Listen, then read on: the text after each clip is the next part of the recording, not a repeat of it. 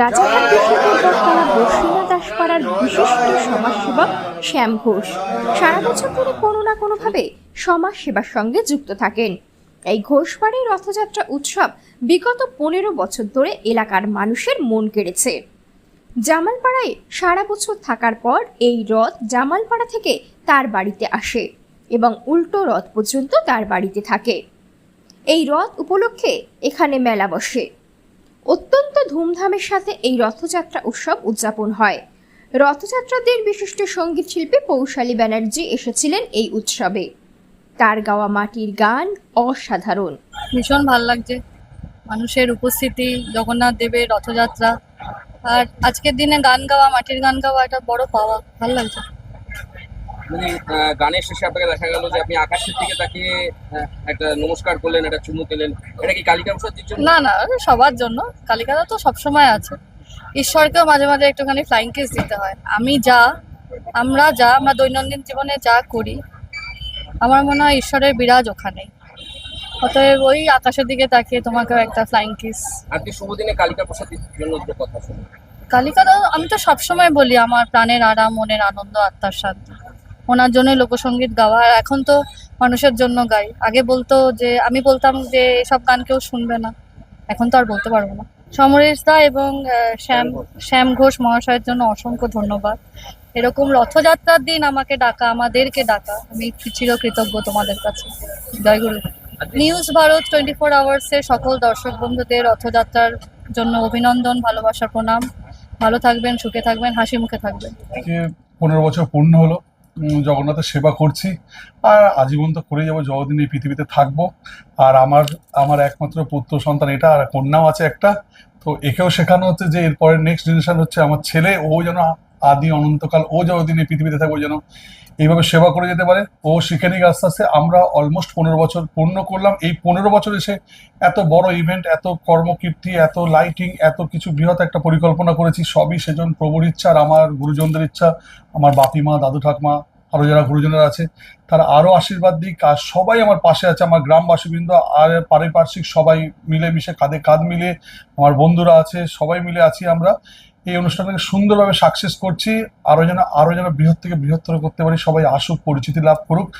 রথযাত্রা উৎসবটাকে এমন একটা জায়গায় নিয়ে যেতে চাই যেন এটাও দুর্গোৎসবের মতো একটা মহা উৎসবে পরিণত হয়। যেটা আমরা সবসময় জানতাম যে পুরীর জগন্নাথ দেবের যাত্রা হচ্ছে একটা অভিভূত ব্যাপার থাকে, সবাই ওখানে যায়, অনেকে রুম নিতে পারে না, এত কস্টলি হয়। তো সেটাও যেন একটু এখানেও কিছু মানুষ আসে যেন এই ঘোষবাড়ি বলুন আর আমাদের এই বসিনা দাসপাড়া রথযাত্রা উৎসব দেখতে। এটাই চেষ্টা চালিয়ে যাচ্ছি। মাননীয় মুখ্যমন্ত্রী শুভেন্দু অধিকারী মহাশয়ের আনুকূল্যে এবছর 60টি এরকম রথ যারা করেন, যেরকম একটি পুরনো ঐতিহ্য যারা ধরে রেখেছে, সেরকম 60টি বাড়ি 5 লক্ষ টাকা করে পুজো। কি বলবেন? বলা বলি তো খুব ভালোই লাগলো। উনি এসে নতুন নতুন অনেক পদক্ষেপ নিচ্ছে। আর আমার একটা ছোট্ট কোয়ারি আছে। আমার বাপিমা শুরু করেছিল, খালি বলেছিল হিসাব করবে না, আর ভগবান দেওয়ার মালিক উনি, আর ওনার সেবায় কাজে লাগিও। আর কোনোদিন কারোর থেকে অনুদানটা নিও না, তোমার যেটুকুনি সামর্থ্য আছে সেটুকুনি করো। আর মানে করজোড়ে নিবেদন যে আমাদের মুখ্যমন্ত্রী উনি যেটা করছে ভীষণ একটা বড় ব্যাপার, বাট আমি ওই অনুদানও যদি কোনোদিন পাই সেটাও আমি নেবো না। ওনারা আসুক, ওনারা পাশে থাকুক, সেটাই আমার কাছে একান্ত কাম্য। কিন্তু নিজের সামর্থ্য অনুযায়ী যেটুকুনি আমার মানে কুলাবে ওইভাবেই প্রভুর সেবা করব, ওইভাবেই বাড়তে চাইছি। ওনার আশীর্বাদ যেন আরো বড় করতে পারি, এটাই দেখা যাক কি হয় শেষ পর্যন্ত। ছোট করে ঘোষবাড়ির রথের ইতিহাস শুনবো। ছোট ইতিহাস বলতে তো 12 সালে হচ্ছে আমাদের জামালপাড়ায় হচ্ছে আমাদের যে মাসিমা, ওনারা স্বপ্ন পেয়েছিল তার আগেও। তো সেই স্বপ্ন অনুযায়ী তারা পুরীতে গিয়ে সেখানেই কাঠ পায়, সেখান থেকে জগন্নাথ দেবের মূর্তি বানিয়ে মাসির বাড়ি হওয়ার জন্য। তো অনেক কাউকে হয়তো বলেছে, আমি জানি না। তো আমাদের যখন বলে আমরা এক চান্সে আমরা রাজি হয়ে যাই। আর আমরা এমনি রাধা মাধবের খুব ভক্ত ছিলাম, নিরামিষ খেতাম, মালা জপ করতাম, আমরা ভগবানের প্রসাদ লাগাতাম। তো বাপিমা অসুস্থ হওয়ার পরে সেগুলো আস্তে আস্তে আমাদের উঠে গেল, কিন্তু মন থেকে সেই এই ব্যাপারটা তো আছে আমাদের, মানে প্রভুর প্রতি সেবা নিষ্ঠা, ভালো কাজ করার। তো সেখান থেকে আমাদের বলা মাত্র রাজি হয়ে যায়, সেই আমাদের জীবন শুরু হয়ে গেল ওনার সেবা করার। আর ওনার সেবা করার এতে এত হাজার হাজার লোকের পায়ের ধুলো আশীর্বাদ আমাদের এখানে এসে পড়ছে, আমরা তো সৌভাগ্যবান। মানে রীতিমতো বসিনা দাসপাড়ায় মেলা বসে বলা যেতে পারে। একদম। আরো যেন বড় করতে পারি, সবাই পাশে থাকুক, সবাই আশীর্বাদ করুক। আইনজীবী সমরেশদার সাথে রয়েছে, কতটা উপকার হয়? হ্যাঁ, ও তো আমার খুব ভালো বন্ধু, আমার খুব কাছের। আমার আরো বন্ধুরা আছে যেটা ক্যামেরার মধ্যে আসছে না এখন, হ্যাঁ। তো সবাই আসে, সবাই আমাকে প্রচন্ড ভাবে হেল্প করে, সবাই পাশে থাকে। ওদের জন্যই এটা আমার সাকসেস। আমি তো একা কিছুই পারবো না। আমার আরো মানে সহযোদ্ধাই বলবো, আমার স্টাফেরা আছে, আমার একদম ভাইয়ের মতো, তারাও আমাকে ভীষণ হেল্প করে। আমি তো নিমিত্ত মাত্র, আমি শুধু তো এইভাবেই পরিচালনা করছি, ওপর থেকে কর্মকীর্তি তো ওরাই করছে। ওদের জন্যই এটা সাকসেস। আমার আমার পাড়ার মানুষেরা সবাই আমাকে হেল্প করে, তারাও পাশে দাঁড়াচ্ছে। এই রথযাত্রাটা সার্বজনীন রথযাত্রা, শুধু জামালপাড়া বা বসিনা রথযাত্রা নয়। এটা তো মানে মেন পৃষ্ঠপোষক ঘোষবাড়ির রথযাত্রা।